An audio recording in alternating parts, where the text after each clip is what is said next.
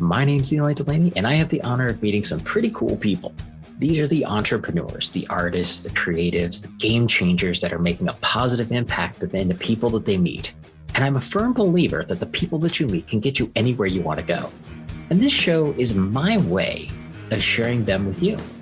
It's my way of also helping you meet cool people. All right, welcome back, everybody. Eli here. And today on Meet Cool People, we had a client of mine who has become a good friend of mine as well, Janie Owen-Bugh. And she is a passionate graphic designer and color enthusiast. She's all about making brands look good. And she has a book that came out not too long ago. I have it actually sitting right here. I'm going to pull it out here. This is Everything You Never Wanted to Know About Color, a guide to color confidence in your brand and more, which is an amazing book. Some of you know my history back in the web design days. I started as a graphic designer almost 30 years ago. And I wish there was a book like this when I first started because I did not know what the hell I was doing back then. And so I want to bring Janie in here. She works to help you bring your vision to life and understand what color really means in your business. So with that said, Janie, thanks for coming and hanging out today. Hey, Eli, glad to be here. It is always a pleasure to get to hang out with you because you know that you and I just get talking about all the geeky graphic design stuff. I know. It's fun. It is awesome. So let's go ahead and start out. Tell a little bit more about who you are and the type of clients that you work with. Okay. Well, I have been a graphic design, it feels like all my life, a graphic designer all my life. I grew up in my parents' print shop, so graphics is in my blood. But I have recently been more concentrated on clients that are authors. So they publish books and I help them publish those books. And they're mostly self-publishers. I did do some work for a publishing house at one point, and I have probably designed over 50 covers and interior books, a few interior books. But anyway, I wanted to get a degree in graphic design, and it took me until just a few years ago to do that. So I finally had the degree to go along with all the experience that I have. So I've been doing this for a long time. Very cool. You know, it's funny that you bring that up because, you know, after my graphic design agency, I started it before I actually went to school.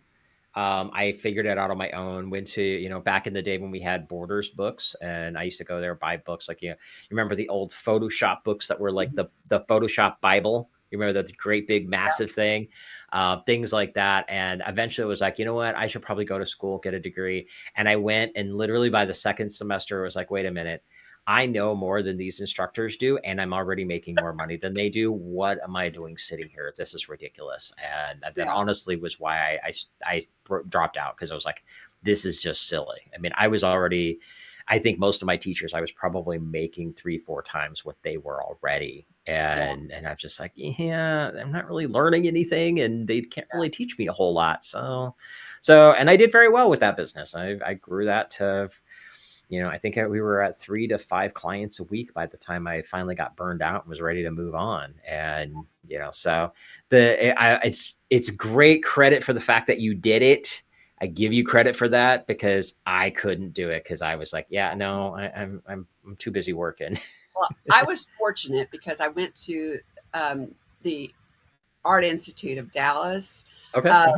Now the whole Art Institute all across the country has gone defunct since then. Unfortunately, it's really sad. But it was I had one professor that I had for like 8 of my classes. And the very first class I took, he said, you could probably teach this class. And I told him, I said, you know, challenge me. That's all I said. Just don't treat me like I already know what I'm doing. Challenge me. I wish I hadn't said that because for the rest of the 8 classes over the next few years, that's funny. Challenged me. That's good. But it goes to show he pushed you beyond your limit and you were able to do well with it. And that's great because I've seen your work. Your work is beautiful. And as a designer, I can, you know, I have a different appreciation for it than a lot of people do. So that's been good stuff. This is awesome. So you've gone through this journey of starting off as just a designer in general, but now you're focusing more with authors. And how did you kind of move down that route of moving into it? Oh, sometime back, I thought about this book Hmm. that I wanted to write. I had clients that struggled with color, and so I just had this idea that I could make color fun and easy for them. And so I set about writing this book, and I had a title for it already, Everything You Never Wanted to Know About Color. I just thought that I know it was long, but I just thought it was catchy and it was fun. It And is. so thank you. So I went into trying to figure out how to write the book. And then I thought, you know, my clients that I do these books for, they have an imprint for their self-publishing, a publishing company imprint. And so I'm like, well, what is my imprint going to be? So at the time I was trying to decide, and I came up with Vinemaker Press and Vinemaker. And I went ahead and got the domain and everything, because Hmm. Vinemaker to me was about in the Bible in Matthew, it talks about I am the vine maker and you are the vine or whatever. Well, I had it all wrong. it was vine dresser, and I could not find vine maker in any version of the Bible, and I'm like, how did I come up with that? What did that come from? But I didn't want vine dresser press. Hmm. That didn't Right. sound right.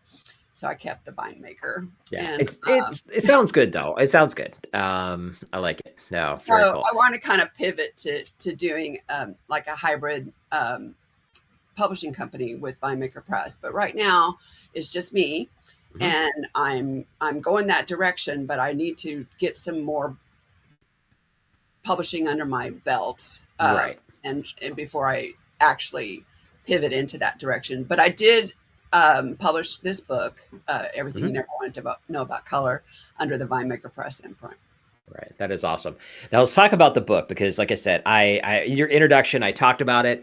I have my copy right here. I was actually had the fun of being able to go to the book signing that you had and Mhm. hear you tell the story of the book and all that kind of stuff. What? Who is this book for to begin with? Well, I wrote it for my clients because I had clients, like I said, that struggled with brand color. They struggled with how to put color together. Hmm. Um, they, they would want a certain color for their business, but it didn't really go with their business, and that's not a bad thing. Sometimes colors may be associated with a business, and then you go way out of the spectrum. Like for instance, T-Mobile does pink. Hmm. What does that have to do with telecom?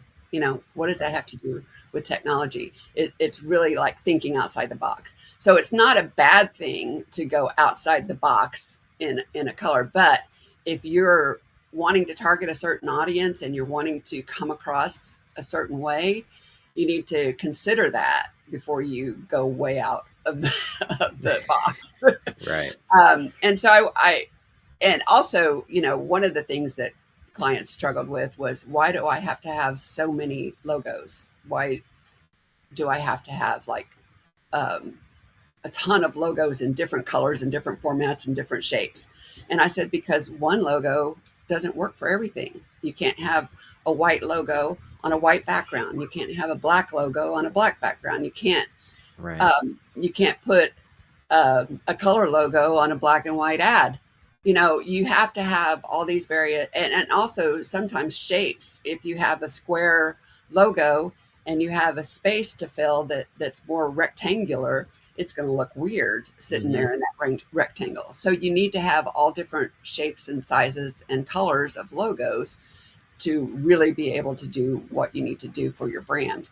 And so I wanted to talk about that. I wanted to talk about the feelings associated with the brand, and I also wanted to talk about how you put color together.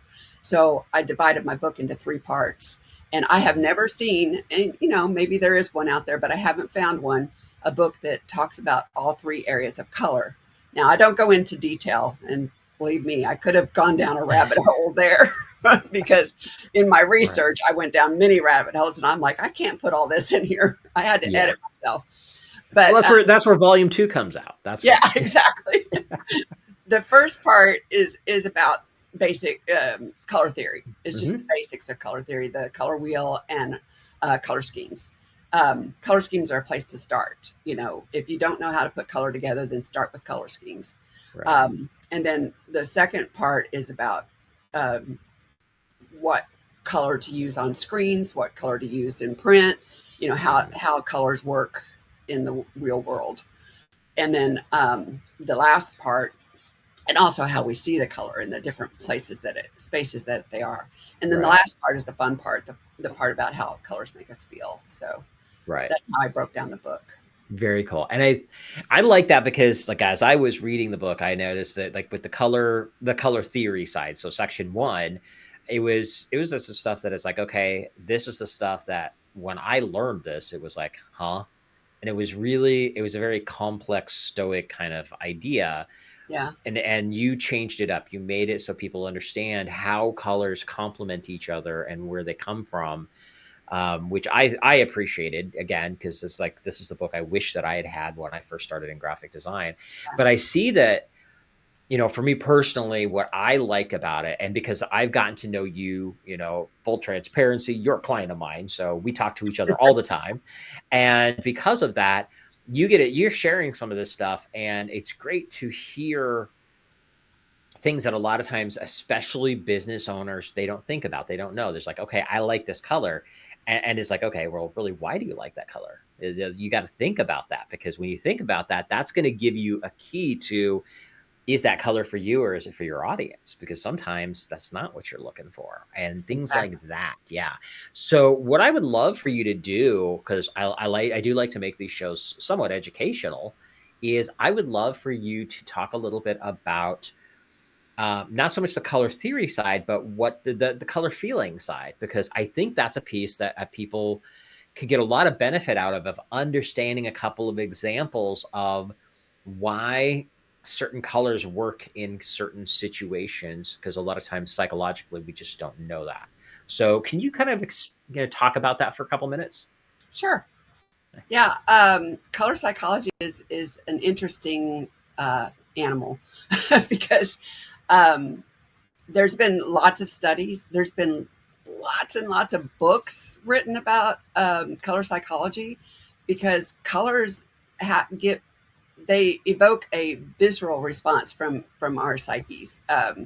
They make us think of certain things. There's been so many studies done, and I quote a few of those studies in my book. Like for instance, and also, well, let me just tell you first before I give you a for instance. Um, Colors have a history. We haven't always had. I mean, we've always had colors in the world, but we haven't always been able to capture those colors and use them in art. And it started many, thousands of years ago when they started using color, and they used them they got them from plants and stuff like that to get the color pigments to be able to make art. And one of the colors that was not readily available and very expensive to have was purple. So only nobility and um, rich people could afford to have purple fabric or purple anything. And so purple became associated with nobility and royalty. So, and also, the another example is like the Coca-Cola Red came about as an accident. Now, red stands for passion. It stands for action. It's like urgency, but the passion part is what Coca-Cola hones in on. But they had to paint the barrels red to differentiate them from alcohol in transport. So that's why they choose red. I mean, that's why they have red as their color. And another thing, Facebook, for instance, has the blue, and blue is by far the most popular brand color in the world. but he chose blue. Zuckerberg chose blue because he's colorblind. Okay. And that's the only reason he chose blue. But blue stands for trustworthy, reliable, um, and it still fits, still Right. works. Nice. Well, and that's, it's kind of funny because I first off, I was like, yeah, and look at me with all my purple. Yeah, that's um, outside the box. yeah, yeah. But luckily, it's not expensive to get purple anymore. We have the digital No, age, so I can just make it up and go poof. yeah, exactly. But no, it's so funny because like when I first started understanding like what you said is a great example of this purple. I was using purple before I got into studying the psychology side of it.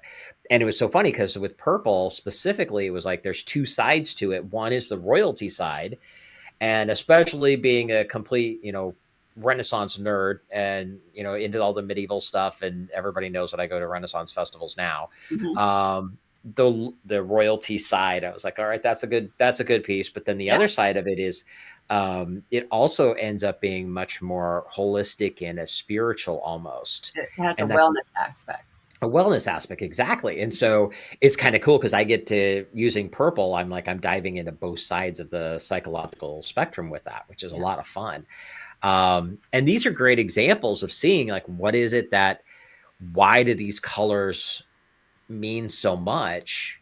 Because if you understand the meaning behind colors or why they make us feel certain ways, like red being that's that bright in your face. And I did not know about the whole Coca-Cola situation where they had to put red on it to differentiate it from alcohol. I'm pretty sure that was back in the day when they were still putting cocaine in it. So it's like Yeah, you'd think it would have been a different color there too. But hey, but that's why it's red and it's white. yeah, that's nice red and white. There we go.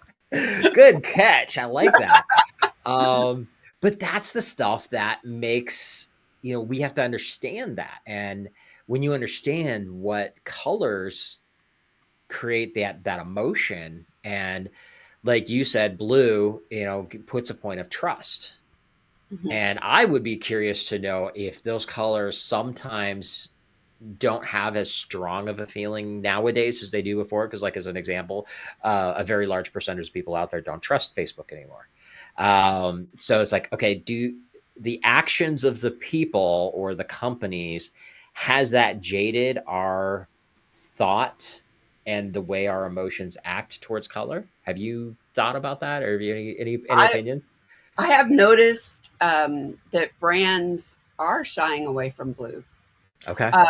And I think like the radical people that are using pinks and stuff like that as Hmm. their brand color, which would pink was usually stereotypical of girls, Hmm. and a feminine aspect to pink. Right. And now there's lots of pink brands out there. Hmm. I mentioned T-Mobile, but then there's Link, there's some I'm drawing a blank, but Right.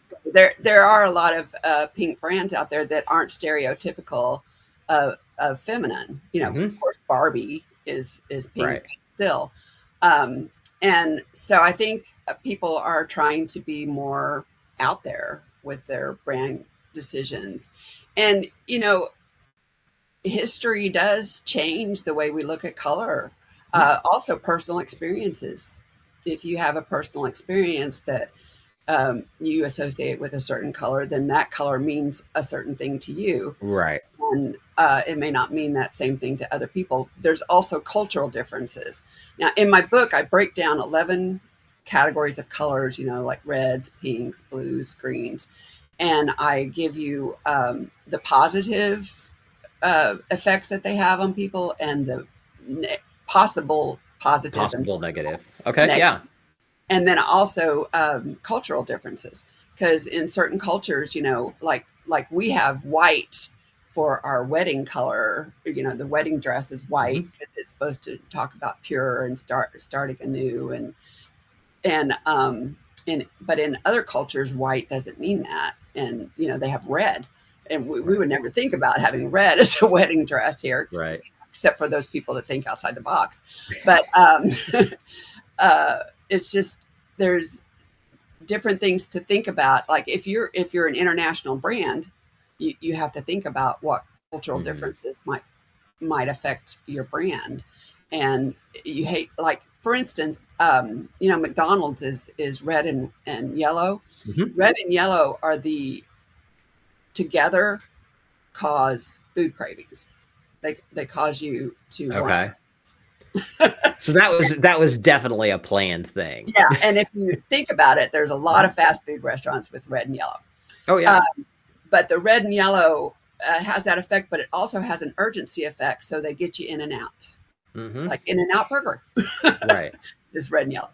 Um, but in Europe, a lot of in certain places in Europe, a lot of McDonald's have put green as their color because of Interesting. cultural differences in some of those places. So that's interesting. I hadn't heard that one. I remember years ago there was a McDonald's that decided they were a franchise, and they were here in the US. I don't remember where, but they had decided to buck the system and make their arches green instead of red because it was more with the local area. I mean, I'm almost thinking it might have been Oregon and it was related to like the Oregon Ducks or something like that. Yeah. I don't remember for sure, but they did that. And at the time, and this was probably 20 years ago, but they were the only franchise that had failed. Oh wow. And they were Yeah, like, see, I didn't see our that one. system works. Yeah. Don't mess with it, guys. And so it really does. It really can make a difference. But it is a good point to bring in, not just that overarching thought of know your audience, but where are they? What part of the world are they in? What are their cultures? Things like that, because color can mean different things in different areas in that aspect. And, it's one of the things a lot of us don't think about. It's so funny because like a lot of people think on a local level because their business is just brick and mortar in a certain place. But for some of us, we're essentially global. Like Mhm. for me, I've got clients all over. I've had clients in like 6 different countries at the same time, Yeah. and, for me, it's like I keep everything I do super simple. So it's not going to make much of a difference other than you definitely got to see the purple. But beyond that, I don't have to really worry about that too much. But sometimes, like if you're working with a global audience, you do need to be aware and stop and think about those things, which Mhm. is another reason why I'm just going to do a little plug and just say, hey guys, go buy Janie's book. Okay? Yeah. Thanks. In the book, I also take 10 companies, 10 brands, 10 major brands, and I break them down. I talk a little bit about the history of the brand, but I also talk about why they might have chosen the colors they chose. I Hmm. may already know, but from my research, but I may not. And so I just kind of go into a hypothetical of reasons why they could have chosen these colors and why it works for them. Um, and T-Mobile is one of them. I do, Walmart, McDonald's, Nike. I don't remember all 10 of them, Hmm. but there's Several. quite a few. And so it helps to see other brands' journey and what worked for them, And in my book, I have several tests. I have a test at the end of each part so that you kind of test how you do. Okay. But I also have this in part 3 at the very beginning. I have these icons that represent different feelings, and I put those icons on the color pages. And at the bottom, I tell them, okay, circle the icons that you feel represent your brand. And I also have negative aspect icons, and I Hmm. send and circle those that you definitely don't want your brand to convey those feelings. And then as you go through the following pages with all the colors, figure out which colors match those feelings. Now, you may have a color in mind, and it may not match any of that. So, and it's okay, but you have to decide if that's okay, because do you want your brand color to evoke a certain feeling with your clients, or are you married to the color that you really want? Right. I You think know, that's really a really important thing to think about because For me, it worked out well. The purple branding has worked for me literally for 30 years. Yeah. It's that my first company, my web and graphic design agency, was also purple.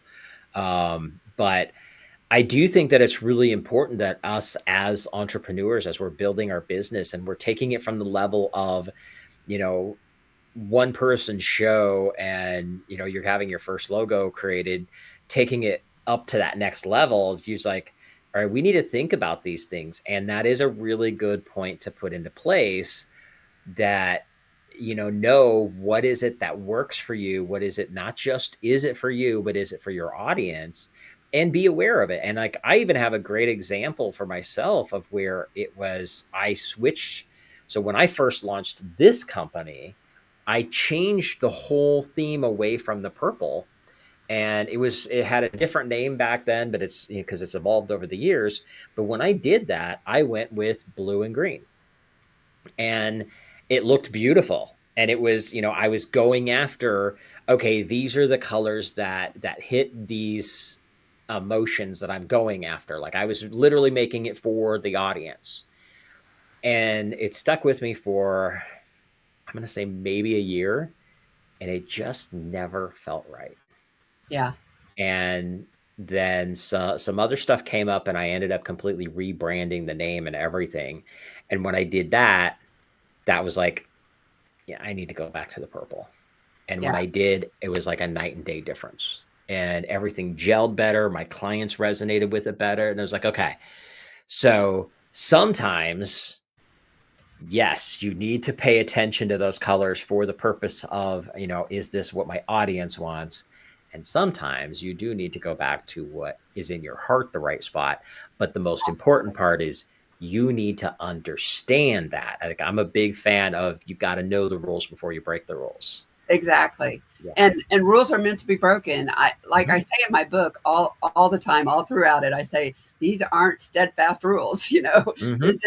This is a starting point. This is Right. where you start. If you don't understand color, start here Yeah. and figure it out from there. And I make sure that they understand that, if they're set on a color, they just need to know why they're set on that color and Mm-hmm. and go with it. Just, Right. just go with it, run with it. And that's why I've always been so impressed with you and your purple, because it's outside the box, but it's you, Mm-hmm. you know, and people see it and they think of you. And so it's perfect for your brand. And, just because it means nobility and royalty in some cases, but there's lots of purple brands out there that aren't nobility and royalty. Mm-hmm. There's wellness. There's even, Cadbury candy. You Right. could. There's lots of different purple brands out there, so Right. it works really well. Yeah. No, and I thank you for that. I appreciate it. And it's just like, for me, it's like, okay, you got the one side that's all about the royalty and the other side that's all about the holistic.